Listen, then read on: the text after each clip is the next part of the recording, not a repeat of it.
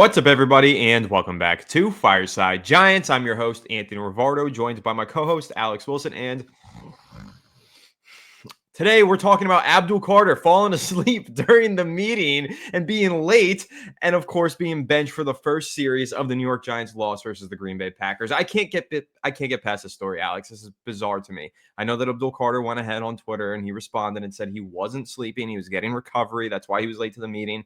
But the fact that he's been consistently late to meetings throughout his rookie season, and Brian Daboll just let it slide. And now, only after Mike Kafka becomes the interim head coach, do the Giants do something about it. And what they did was a slap on the wrist, considering this is pattern behavior of him being late to meetings. This is just crazy to me. And this just highlights, Alex, the inner turmoil that the New York Giants organization is facing.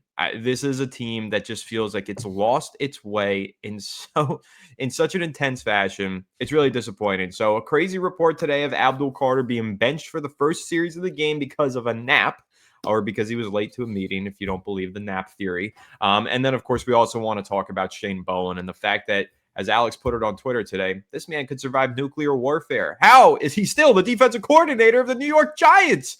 I don't know. I don't understand it, but we're here to rant about it. And I know you guys are going to rant and sound off in the comment section. So if you're having fun with our rant and you're having fun doing your rant down below, make sure to smash the thumbs up button. Alex, how are you doing today, my friend? How are you feeling? The New York Giants, 2-9.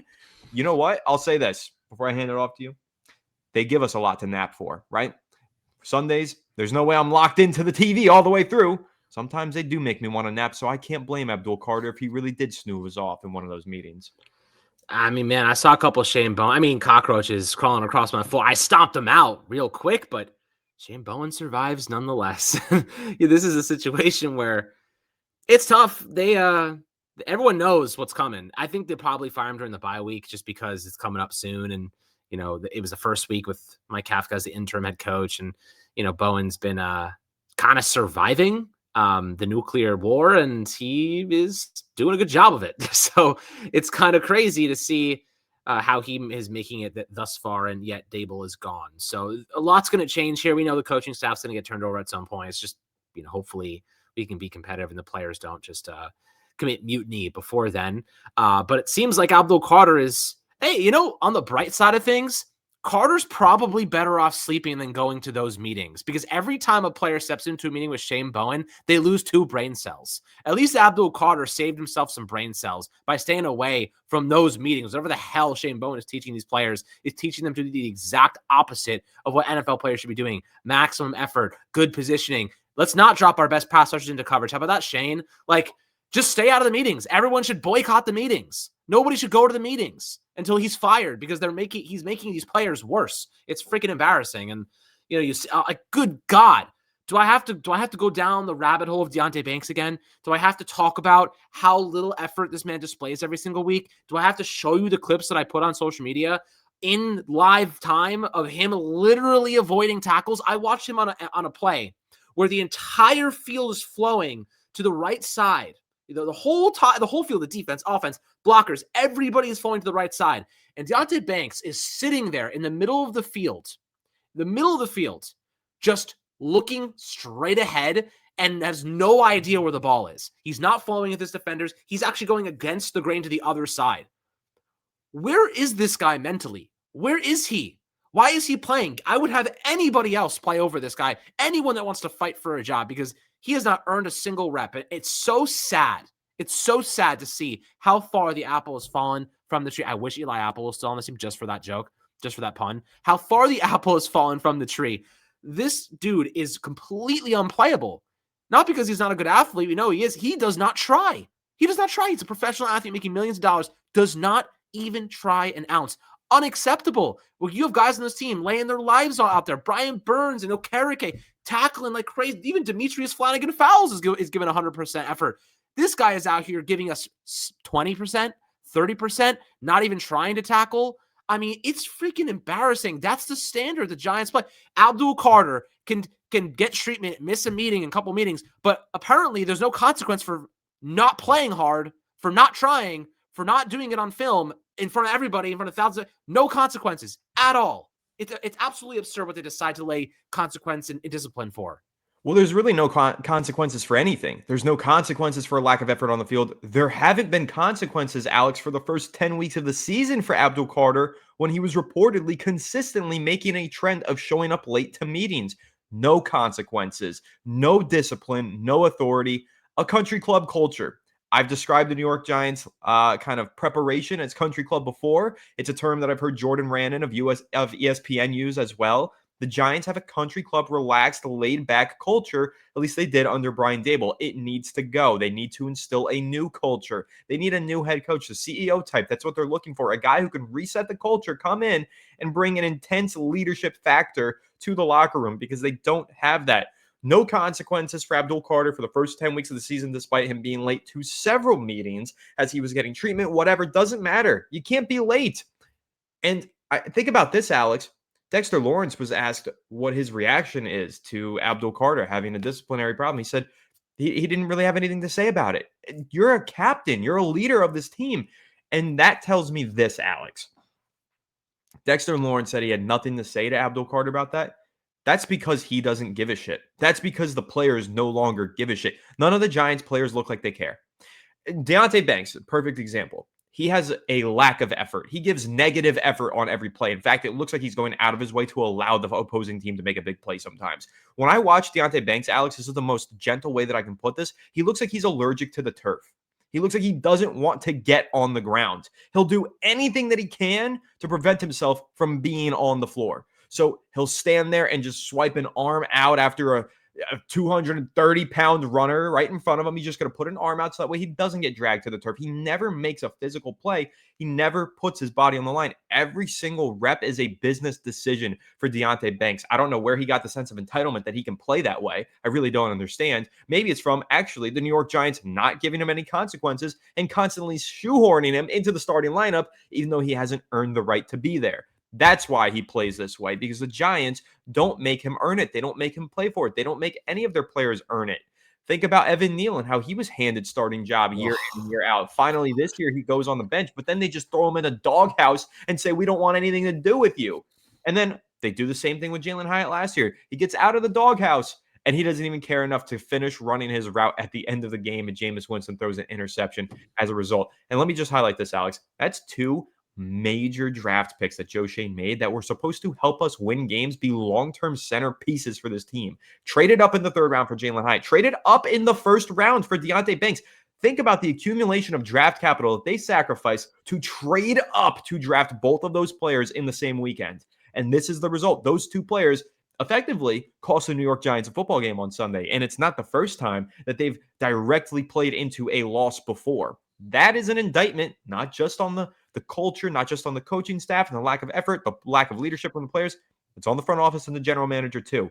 There is a lot of issues, deep-seated issues that I'm seeing kind of bubble to the surface now this season, especially in the last week since Brian Daboll got fired. We see Kafka's changing these meetings around, moving the schedule around, doing this and that, but still holding on to Shane Bowen for whatever reason. And now we're learning all these different things that Brian Daboll was cutting slack to and letting slide, and we're really starting to realize what a show, clown show, this organization truly has been in this Brian Daboll era.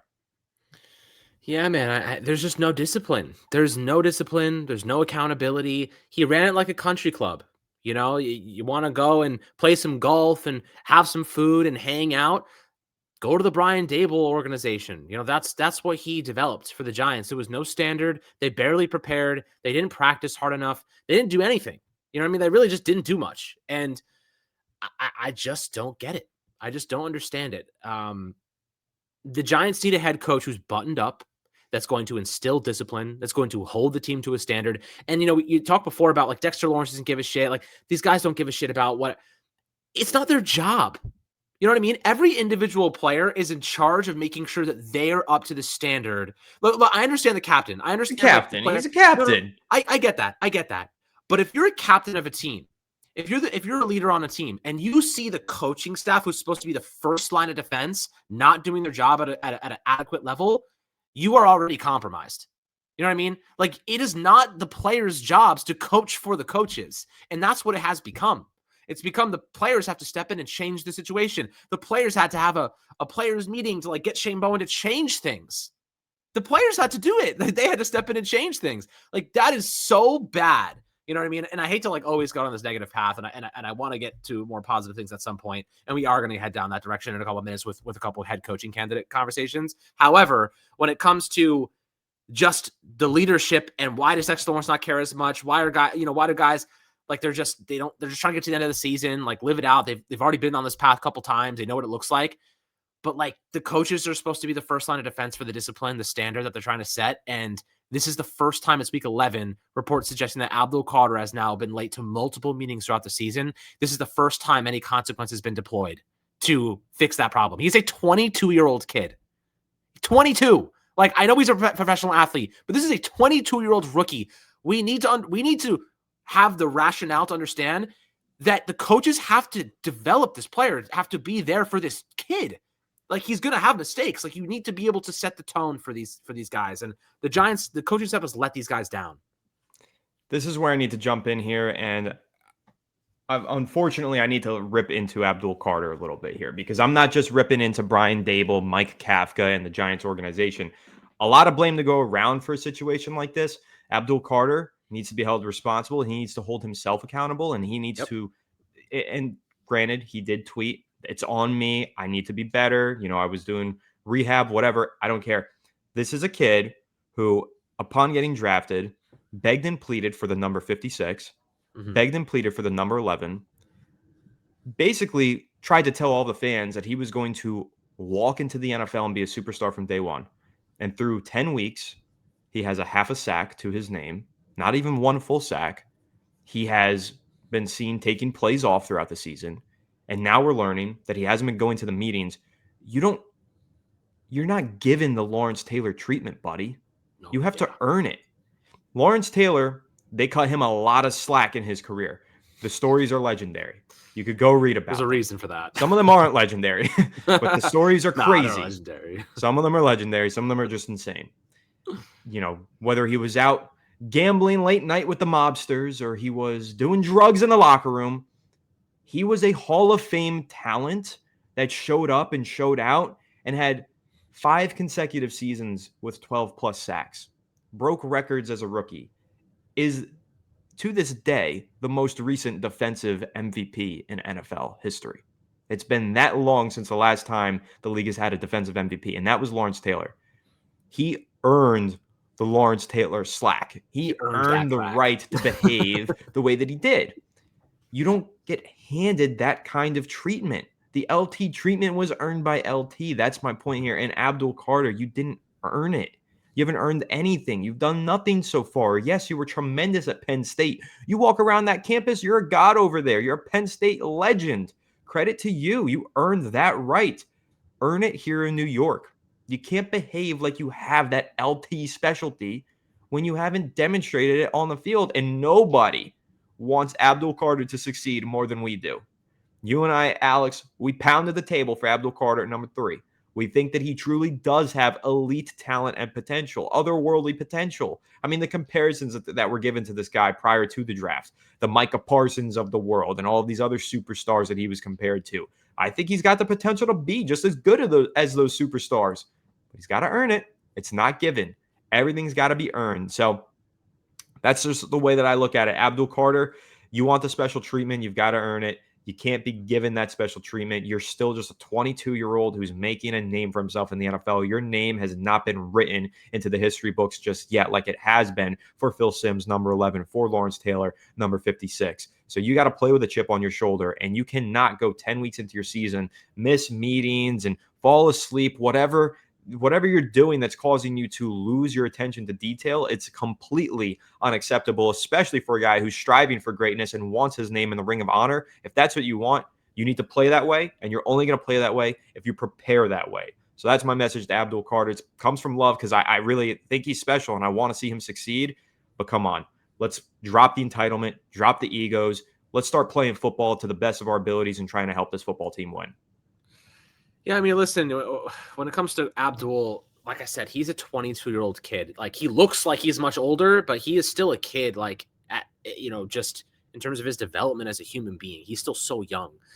I really just need the Giants to have some leadership from the coaches, guys that he trusts and he believes in.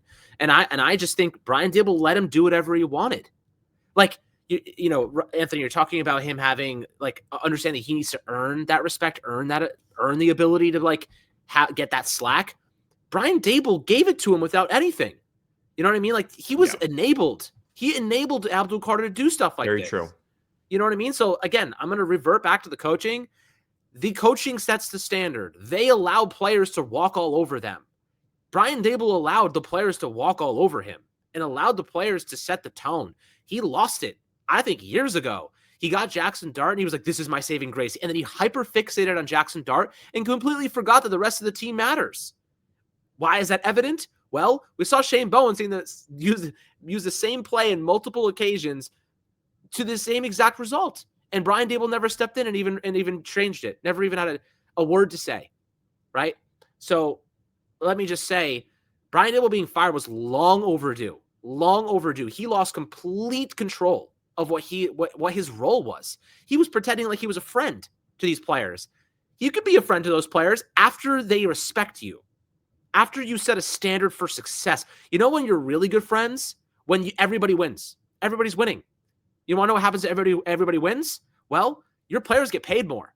Your players move on and get paid more. Your coaching staff goes on and gets promotions. Your coaching staff goes on and gets more money for themselves. Everyone's your friend then.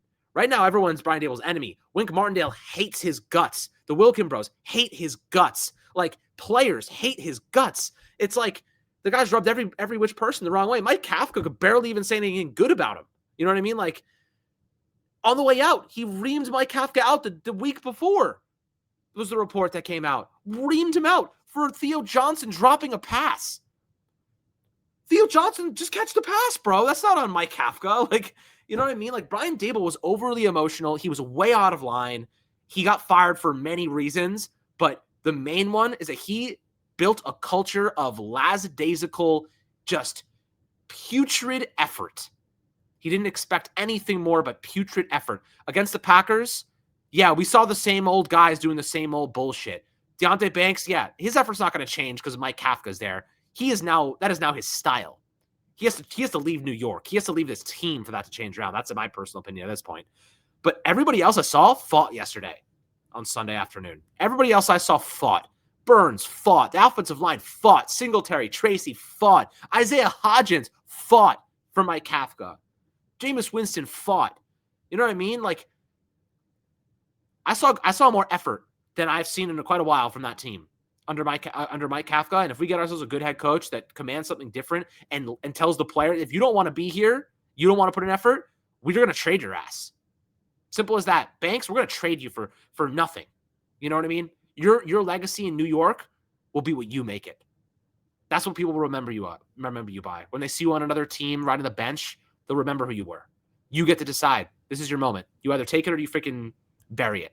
So, we need coaches here that give a shit about the players and their personalities. They give a shit about elevating them, maximizing them, and not being their friend at first, but helping them understand what winning looks like. This team does not know what winning looks like. They know what losing looks like. There's some individual players who desperately want to know what winning feels like and looks like, but this coaching staff has let them down. The only coach here who has earned any sense of respect from myself and many others is Carmen Brasillo. He is the only coach on this team so far that has earned a semblance of respect from this fan base, because that is the only unit that I've seen increase in production, aside from the anomalies of Jackson Dart and whatnot. That is the only unit that I think has stepped up and showed out. So he's gained my respect. But everybody else, hell no, not even close. And that's kind of where I'm at now. I'm like, it pisses me off, man, because the Giants bring in these coaches and they're incompetent. These head coaches have been incompetent for years. They need to bring in someone who commands and leads and has expertise and is always learning. You want to know what a good head coach does? He's always learning, cutting edge. McVay tree, Shanahan tree, how many other trees? They're cutting edge coaches. Brian Daboll did not move an ounce from the day he entered the league to the second, the day he entered as the Giants head coach, the second he got fired. He did not develop a single ounce. Not one. In fact, I'd say he regressed from then. And that is why he's not a head coach anymore because he got worse over 4 years when the best coaches improve. That's it. That's true. It's 100% true. He regressed through 4 years. The best coaches improved. That's absolutely right. But also at the same time, I think that you can make arguments that some of the issues that he had in his first season as head coach just became more glaringly obvious as time went on, as certain members of his coaching staff departed, Martindale and et cetera. I mean, just the issues became more obvious and more difficult to overcome is really what it was. So listen, to wrap up the Abdul Carter thing, I gave him some tough love there. I know he's probably, if he ever sees this, he's just going to respond and say, I don't need to hear some clown on Twitter or YouTube telling me what to do. And you know what? You're totally right, Abdul Carter. Do your thing, man. Listen, at the end of the day, you're right, Alex. It's not Abdul Carter's fault. I want Abdul Carter to be the best version of himself possible. That's where this comes from. That's why I'm saying what I'm saying. But the coaching staff needs to guide their players. The coaching staff needs to hold them accountable, needs to be disciplinary. And Brian Daboll was not doing those things. And as a result, you have players slacking off. You have a lack of effort on the field. And you have many other issues that are abundantly present throughout this New York Giants operation and organization. And it's really embarrassing that we are at this point with this organization. But ultimately, we are still talking about the New York Giants led defensively by Shane Bowen. And we got to unpack that before we wrap this up, Alex, because I don't know how we've gone through 10 games, 11 games now this season, 4 games that the Giants have blown in which they held a 10-point lead. Think about how hard that is to do. And think about if they just had slight alterations to their coaching staff that allows them to close out those 10-point leads, those 4 games, they would have 6 wins. They would be in a wild card spot. That's pretty incredible to think about. And it's pretty incredible to think how bad they've been in those crucial moments, whether you're talking about situations where they're committing penalties in the dire straits of the game, or they're not running their routes on the final plays of the game, or whatever. All I know is that the attention to detail just isn't there for this team. And when I watch this defense play, I see a couple players who are playing with their hair on fire. Brian Burns in particular stands out. Big shout out to Brian Burns, 13th sack on the season. Guys, that is a career high for Spider-Man Brian Burns. He is the New York Giants' best player this season. He is a strong Defensive Player of the Year candidate. He's got a race with Myles Garrett, though. Myles Garrett's playing out of his mind, too. But the Giants have an absolute beast in Brian Burns. Dexter Lawrence, he came to play yesterday. He looked real good. And what was the end result? Deontay Banks just giving up touchdowns downfield. Corey Black falling down on open routes and surrendering. The secondary is a mess. It's an absolute atrocity. And Shane Bowen's doing it no favors by just rushing 4 and putting them in man coverage. It's a poorly coached defense. And I really can't stand the fact that Shane Bowen is still here as the DC. And honestly, Alex, as much as I can recognize it was a good move for the Giants to fire Brian Daboll to reset this culture, Shane Bowen should have gotten the boot first, in my opinion. And I don't understand how he's still here. Yeah, I mean, we all know he should be gone. The only reason that he's not, I mean, I don't even know, man. It's the Giants do Giants things. We don't understand why they do half the stuff they do. But I'll tell you what, you want to know why? I'll give you a good reason why guys like Carter, guys, even like Burns, who has 13 sacks, like you said, could have more. Kayvon, why? You know what they could do to actually have more sacks? Maybe don't play your cornerbacks in man coverage 10 yards off the line of scrimmage.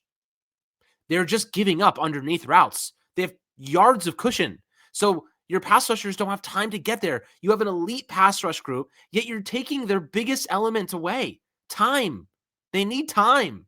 You know what I mean? You're taking that away by playing so off ball. Like play zone. Like you can press and still play zone in some respects. Like they have to be interrupting the early portions of these routes so that way they can let the pass rushers win their battles and get to the quarterback. Instead, they're playing so off ball that they're literally just slinging the rock within the first couple seconds, and the guys are open because they have so much cushion. They're just 5-6 yard chunks at a time. There's no big explosive plays happening against the Giants for the most part, unless it's an anomaly, like a big random play or it's a 50-50 ball they catch.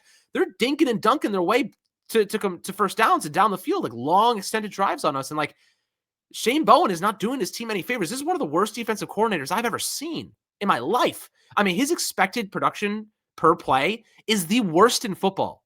His run defense is the second worst in football, only behind the Dallas Cowboys. Like, we're talking about a historically bad defense, and the Giants are employing this individual and paying him a salary. That's it. Can I just give you some stats real quick here, Alex? No, I don't want to know how bad he is. I don't want to know. This is going to be about Deontay Banks in particular, because as you were talking about Shane Worse. Bowen, I was like, you know what? I got to look at some stats for Deontay Banks and see, has he been as bad as we thought? It's so much worse. It's so much worse. God. Okay. Deontay Banks has been targeted in coverage 23 times this season. He has surrendered 20 receptions. That's right. Quarterbacks, when targeting Deontay Banks in coverage, are throwing 20 of 23, 87% reception rate, 270 yards, 3 touchdowns, obviously 0 interceptions, also 6 penalties, 155.2 NFL passer rating allowed in coverage. 1 pass breakup in 226 coverage reps. 1 pass breakup and 6 penalties. This is what I mean when I say the Giants have an unplayable player starting games for them. Pick. A former first-round pick is completely unplayable, but is still starting for the New York Giants. Make it make sense. Dude, any head coach, or if you like, let's I want to talk about Shula just for 5 minutes before we we're gonna do a whole episode on him. Let's discuss him briefly here, but guys, be on the lookout for that. We're doing our research. Chris Shula, Los Angeles Rams defensive coordinator. Yeah, we both really like him. We're gonna do a whole breakdown on him soon. Yeah, and what the context of why I wanted to bring his name up is that let's just say Chris Shula was our head coach right now, and he has complete oversight over the defense. Of course, probably has a DC.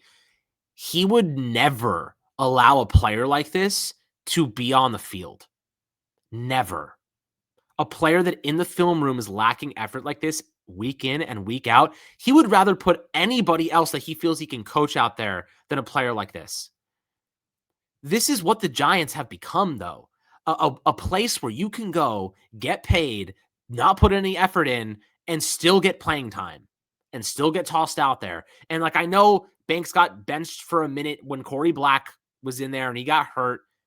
But man, I'd rather have anyone else. I'd rather put Drew Phillips out on the boundary. I'd rather have Nick Jones or Art Green. Anybody else. Anybody that's willing to put an effort and actually fight for a job. Anybody. I don't even care if he gets torched, because Banks is getting torched anyway. He gave up a touchdown. He has 3 touchdowns allowed this season. I mean, he just doesn't try. Like, Shula, really like him. We're going to do a whole breakdown on him. But you see what they're doing over there for the Rams defense, what he just did to Clint Kubiak and that Seattle offense. Tore him to shreds. He has 4 undrafted starters on that defense. 4. The Giants have a 3rd overall pick, a 5th overall pick. I mean, they have a 17th overall pick. They have Okereke, who they paid $40 million. They have Javon Holland, who they paid $54 million to. Paulson Adebo, who they paid $43 or $45 million to. They have Deontay Banks, a 21st overall pick. They have Cordell Flott, a 3rd-round pick. There was not a single player on that team, a starting player on that team that was a UDFA. Not a single one. The Rams have 4 starters that are UDFAs that are playing good football for them. I mean, like, we spend more money and allocate more valuable draft capital on our team than pretty much any team out there, aside from maybe the Jets. And we don't maximize anyone. Anybody. It is catastrophically bad. If I'm Joe Shane, or if I was at the Giants front office right now, bringing in a coach who knows how to lead, who can maximize talent, that is the only priority. No favors, no friends, no bullshit, no nepotism. Bring in a coach who knows what the hell they're doing. None of these freaking games. We've seen them do this too many times. A friend of the team, a former player, this, that. No. Bring in a damn coach from a good coaching tree that knows what the hell they're doing. Full stop. It stops there. Joe Shane, please leave the bias and the bullshit out of it if you're going to be the one making this decision. I'm terrified of the guy making this decision, to be quite frank. But at the very least, it's not Tim McDonald, because then it'll be a nepotism hire. You know what I mean? Like, that's the reality. Like, no matter where we look, we're kind of screwed in terms of perspective on that. So, like, I just hope the guy that Joe Sheen is objective in his analysis with this. I hope so too. But I just don't know how I can trust that. I don't know how I can trust objective analysis for an organization that's so clearly always looking internally to improve rather than looking externally to improve their internal, right? I mean, they promote guys from within who don't deserve promotions. They don't deserve to even be in the building in the first place. It's unbelievable to me. Listen, at the end of the day, the Giants still have 6 weeks left to play. They got quite a bit before the season ends. And over those six weeks, they're going to be evaluating general manager Joe Shane and whether or not he should be making the hiring of the head coach. Right now, he's starting the search. That's okay. But that doesn't mean he's going to be making the decision on the head coach.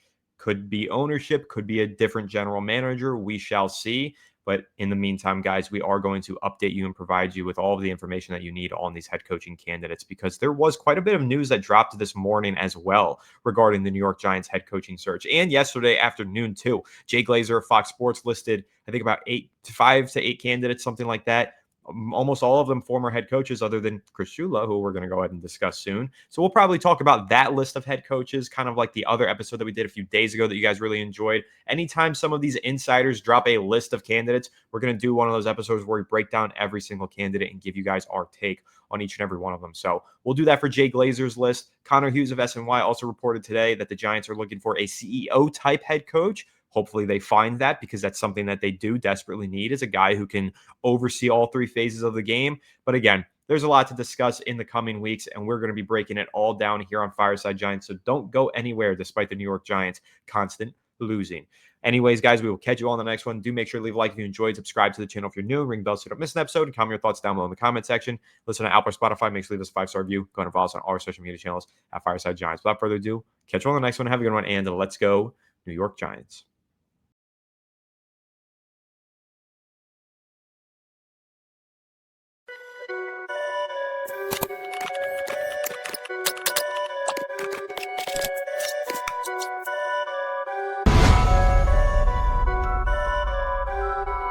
Perfect.